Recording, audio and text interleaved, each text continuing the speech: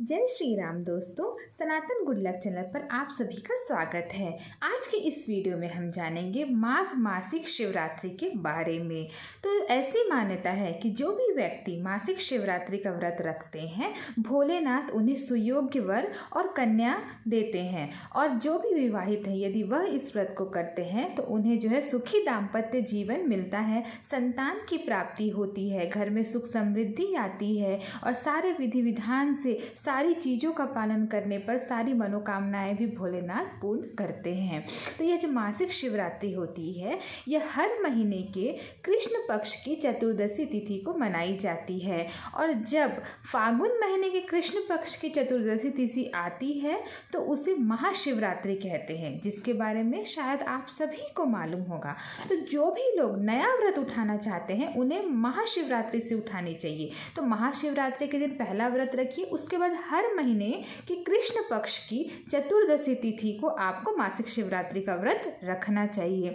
तो चतुर्दशी तिथि को होने के कारण इसे कहीं कहीं चौदस भी कहा जाता है। तो अब हम जानते हैं कि इस वर्ष माघ महीने में यह जो शिवरात्रि है वह कब है।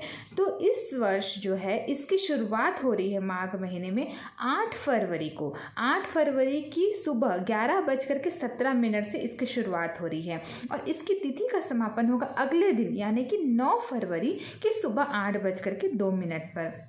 तो देखिए, शिवरात्रि की जब भी तिथि का निर्धारण किया जाता है तो उदया तिथि नहीं देखते हैं, उसमें यह देखा जाता है कि शिवरात्रि मतलब रात्रि में जो है वह चतुर्दशी तिथि होनी चाहिए। और रात्रि में ही एक निशिता मुहूर्त होती है जिसमें इसकी विशेष पूजा की जाती है शिवरात्रि की, तो हमें रात्रि देखनी पड़ती है। तो इस बार जो है वह 8 फरवरी को हमें रात्रि में चतुर्दशी की मुहूर्त मिल रही है और 8 फरवरी की रात्रि में ही जो है निशिता मुहूर्त है।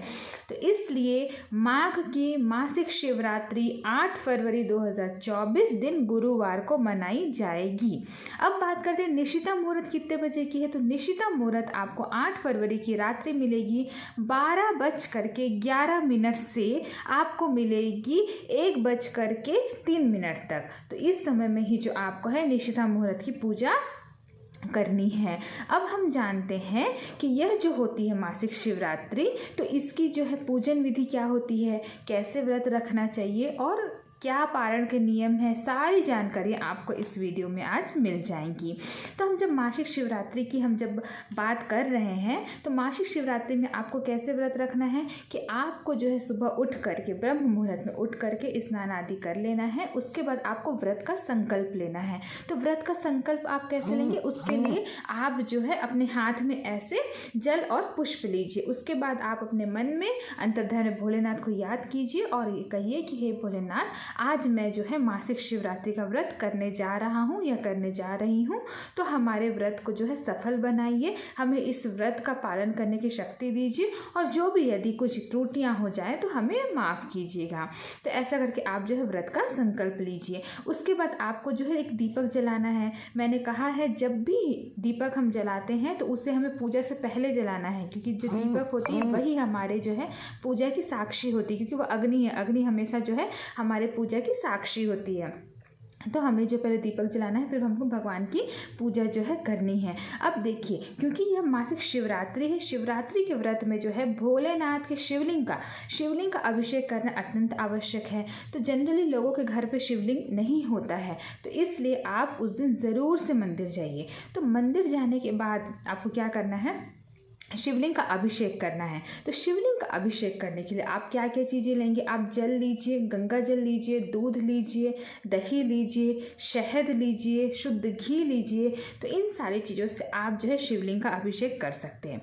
अब देखिए, जो अलग अलग चीज़ें मैंने लेने को कहा है, तो हर चीज़ का एक अलग महत्व है। हर चीज़ को शिवलिंग पर चढ़ाने से जो है अलग प्रकार का लाभ मिलता है। तो इसके बारे में मैं आपको एक डिटेल्ड वीडियो अलग से बना करके बताऊँगी कि कौन सी चीज़ हम शिवलिंग पर चढ़ाते हैं तो उससे जो है हमें कौन से फ़ायदे होते हैं।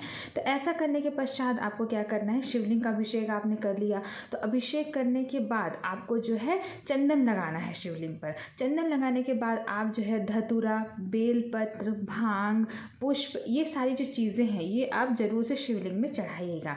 तो ये सारी चीज़ें अत्यंत आवश्यक होती है। बेलपत्र, भांग, धतूरा अत्यंत आवश्यक है। ये जो भोलेनाथ को बहुत पसंद है, तो आप बिल्कुल उन्हें अर्पित कीजिए। अब यहाँ पर आता है एक उपाय। यदि अगर आपकी शनि की 7.5 चल रही है या शनि की ढैया चल रही है, आप क्या है शनि की पीड़ा से अगर आप मुक्ति चाहते हैं, तो आपको क्या करना है कि आपको बेलपत्र लेना है, उस पर आपको चंदन से ओम लिखना है। चंदन से ओम लिखने के बाद आपको उसके ऊपर काला तिल रखना है बेलपत्र में और उसे शिवलिंग पर ऐसे चढ़ा देना है। तो इससे इस उपाय से क्या होता है कि शनि की जो भी 7.5 है या किसी भी तरह का कष्ट है, तो उससे जो है व्यक्ति को मुक्ति मिलती है। तो आपको जो है यह उपाय उस दिन जरूर से करना है। उसके बाद आप क्या कीजिए, आप दिन भर जो है आप ना ओम नमः शिवाय का जाप कर सकते हैं। मन में जब भी आपको वक्त मिले आप ओम नमः शिवाय का जाप कीजिए। उस दिन आप चाहें तो रुद्राभिषेक भी जो है मंदिर में शिवलिंग पर रुद्राभिषेक भी कर सकते हैं। और दिन में आप फलाहारी व्रत रख सकते हैं। अब जैसे ही शाम होती है तो शाम को आपको फिर से, अगर आप नहीं नहा सकते हैं तो एटलीस्ट आप कोशिश कीजिए कि आप कपड़े बदल लीजिए। आप हाथ मुंह अच्छे से धोने के बाद आप जो है पूजा करिए। तो आप इस चीज़ का भी ध्यान रखिए कि जब हम भोलेनाथ की पूजा कर रहे हैं तो आपको साथ में माता गौरी यानी कि माता पार्वती की पूजा भी अवश्य ही करनी है। आप उस दिन माता को जो है श्रृंगार की वस्तुएं भी अर्पित कर सकते हैं। तो यह आप पूजा कर लीजिए। पूजा करने के पश्चात आपको क्या करना है, रात्रि में जो निशिता मुहूर्त होती है उसमें भी आप कोशिश करिए पूजा करने की, क्योंकि वह जो मुहूर्त होता है वह शिवरात्रि का मेन मुहूर्त होता है, मुख्य मुहूर्त होता है। उस पर अगर आप पूजा करते हैं तो आपका जो व्रत है वह अवश्य ही सफल होता है।